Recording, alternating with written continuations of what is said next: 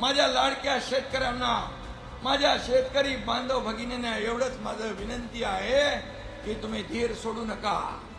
तुमचे भाऊ इकडे आहेत, धीर सोडू नका, टोकाचं पाऊल उचलू नका.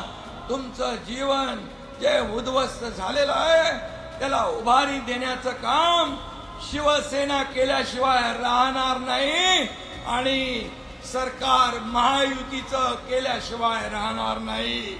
शेतकऱ्यांना वाऱ्यावर कधी सोडणार नाही, कारण मी देखील एक शेतकऱ्याचा मुलगा आहे. शेतकऱ्याची कष्ट, दुःख, वेदना आम्हाला माहित आहे.